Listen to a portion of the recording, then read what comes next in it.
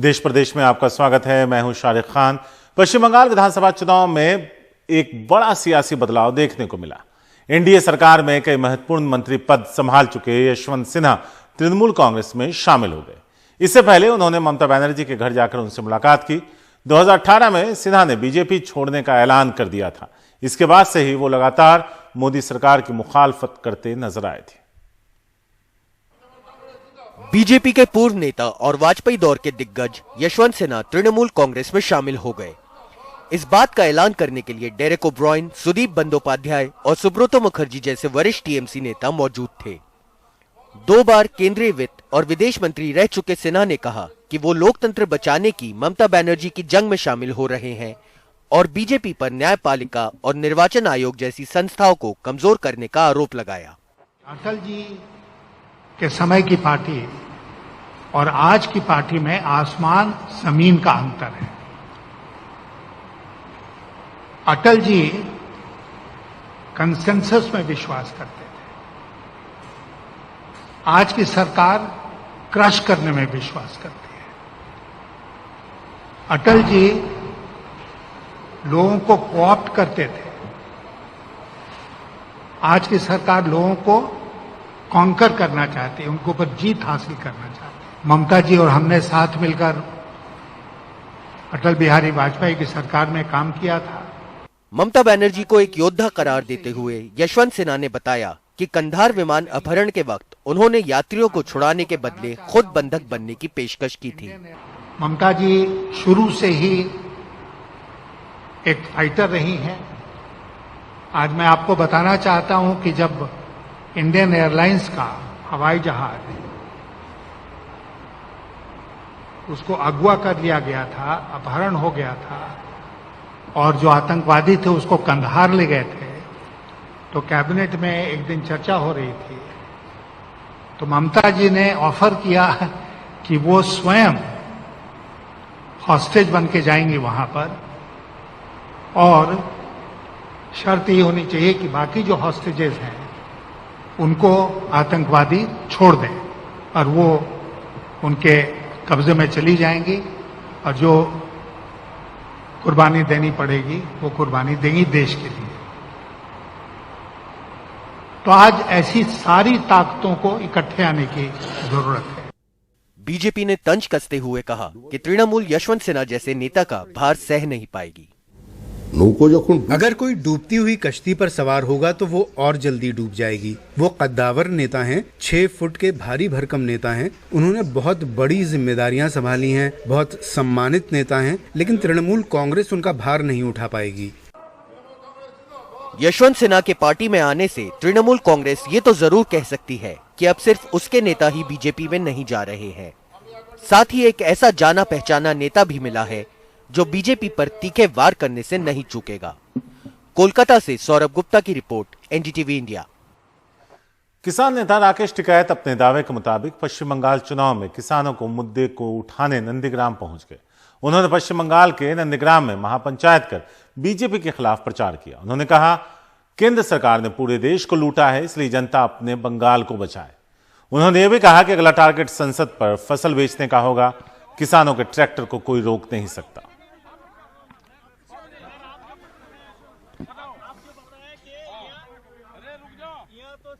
अब की बार पार्लियामेंट पे नई मंडी खुल गई, वहां पूरा एमएसपी पे भाव बिकेगा। अगला टारगेट पार्लियामेंट पे होगा। कान खोल के दिल्ली सुन ले। जब भी अरे और ट्रैक्टर को रोकेगा कोई, दिल्ली में जाने से ट्रैक्टर कौन रोकेगा? जाएंगे दिल्ली में ट्रैक्टर, फिर जाएंगे। अरे जिस दिन तय होंगे, जिस दिन तय करेगी कमेटी, संयुक्त मोर्चा जिस दिन तय करेगा, वे 3.5 लाख ट्रैक्टर भी वही है और 25 लाख आदमी भी वही है। अगला टारगेट पार्लियामेंट पे फसल बेचने का होगा। पार्लियामेंट पे मंडी खुल गई, प्रधानमंत्री ने कहा कि मंडी के बाहर कहीं बेच लो, तो मतलब पार्लियामेंट की सबसे बढ़िया मंडी लगी।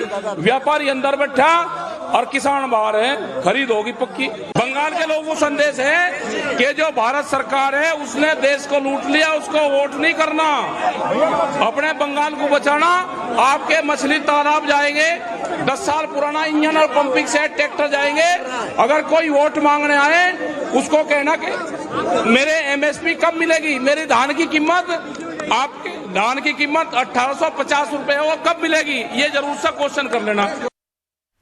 मुरादाबाद पुलिस ने यूपी के पूर्व मुख्यमंत्री अखिलेश यादव के खिलाफ एफआईआर दर्ज कर दिया है। गुरुवार को मुरादाबाद में अखिलेश यादव की प्रेस कॉन्फ्रेंस के बाद एक स्थानीय पत्रकार के साथ उनके सुरक्षा कर्मियों की खींचतान और उस पर मारपीट करने, उपद्रव करने और पत्रकार को बंधक बनाने का आरोप लगाकर उन पर आईपीसी की धारा 147, 223 और 242 में केस दर्ज किया गया। मुकदमा एक स्थानीय पत्रकार की तहरीर पर दर्ज हुआ जिसका इस घटना से कोई संबंध नहीं।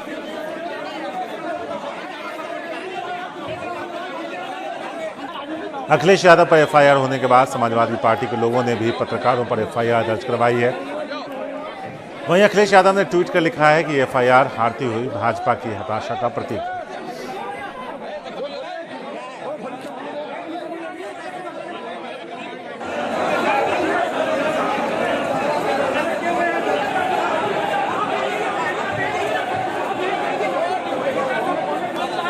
बिहार विधानसभा में जमकर हंगामा हुआ। बचाव के लिए मार्शल को आना पड़ा। विपक्ष राज्य के मंत्री रामसूरत राय से जवाब मांग रहा था। तेजस्वी यादव ने आरोप लगाया कि भारी मात्रा में शराब उस स्कूल से मिली जो मंत्री के भाई का है।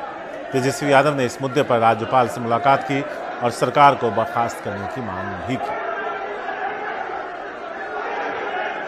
विपक्ष को बोलने का मौका नहीं दिया गया। मंत्री के खिलाफ सबूत होने के बावजूद भी सबूत को रखने नहीं दिया गया। इसलिए हमने महामहिम से मुलाकात की है और ऐसी जो निकम्मी सरकार है जो संविधान पे खतरा है उसको बर्खास्तगी की मांग की है। हमने जानकारी भी दी है जो मंत्री जिसके परिसर में शराब और शराब का जो बिजनेस कर रहे थे, जो सबूत है, इसका भी हमने जिक्र किया। वहीं मंत्री रामसूरत राय ने कहा है कि अगर उनके भाई पर आरोप सिद्ध होते हैं तो वो कार्रवाई हो, लेकिन उन पर हमला क्यों किया जा रहा है। भाई अगर का जमीन है, भाई अगर दोषी है, सरकार के अनुसंधान में जांच में आता है तो निश्चित रूप से कार्रवाई हो, जेल जाए, मुझे कोई आपत्ति नहीं है। लेकिन मैं कहना चाहता हूं कि मेरी क्या गलती है। मैं भाई से अलग हूं। भाई तो मर जाएगा, जिंदा भी रहेगा तो भाई रहेगा। लेकिन क्या नेता प्रतिपक्ष श्री तेजस्वी प्रसाद यादव जी, जिनके पिताजी सजायाफ्ता हैं, जिन पर केस भी है, जेल में भी है, क्या वो रिजाइन देंगे?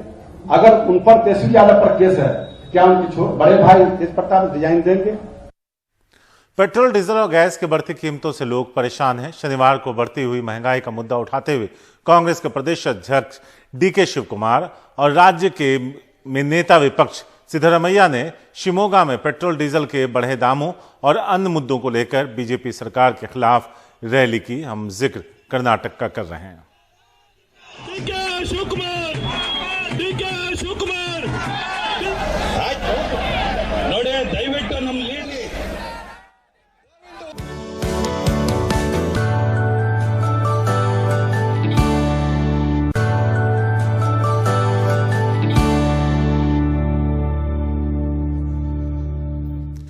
दादर नगर हवेली के नरोली गांव में एक 3 साल की बच्ची को उसके पड़ोसी ने ही अगवा कर पहले उसका रेप किया, बाद में उसकी हत्या कर और उसकी छत्र विक्षित लाश को बाथरूम की खिड़की से लटका दिया और नशे की हालत में घर में ही सो गया। बच्ची के घर वाले 4 घंटे तक परेशान रहे। बाद में पुलिस ने संतोष नाम के शख्स को गिरफ्तार कर लिया। इस बीच बच्ची के पिता को यह सदमा बर्दाश्त नहीं हुआ, उसने कीटनाशक पीकर जान दे दी। इस खौफनाक वारदात से पूरे इलाके के लोग सन्न हैं।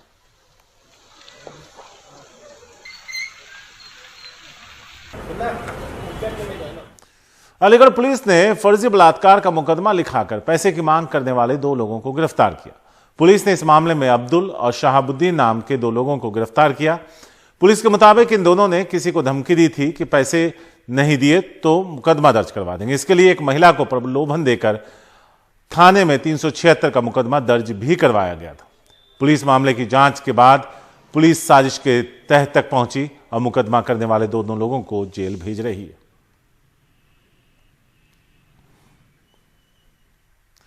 करनाल के निसिंग में नीलोखेड़ी से निर्दलीय विधायक धर्मपाल गोंदर के कार्यक्रम का किसानों ने काले झंडे दिखाकर विरोध किया। गौशाला के इस कार्यक्रम में विधायक को पहुंचना था, लेकिन विरोध को देखते हुए वो इस कार्यक्रम में नहीं आए।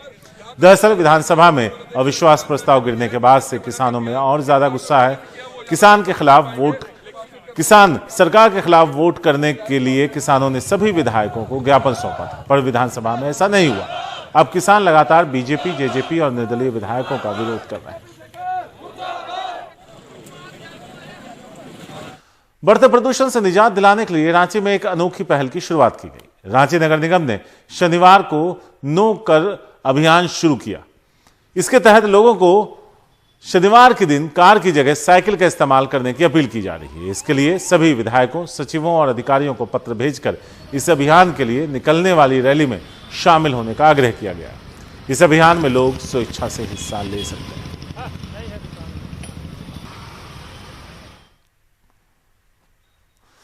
अब बात अमरनाथ यात्रा की। यात्रा की तारीख घोषित कर दी गई है। इस साल 28 जून से 22 अगस्त तक चलेगी अमरनाथ यात्रा।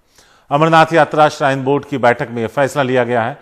इस बार अमरनाथ यात्रा 56 दिनों तक चलेगी। श्रद्धालुओं के लिए 14 अप्रैल से रजिस्ट्रेशन शुरू हो जाएगा। जम्मू कश्मीर के केंद्र शासित प्रदेश बनने के बाद से यह पहली अमरनाथ यात्रा है। साल 2020 में कोरोना महामारी के चलते यात्रा को रद्द करना पड़ा था, तो इस बार सुरक्षा बलों और प्रशासन के लिए चुनौती बड़ी होने वाली है।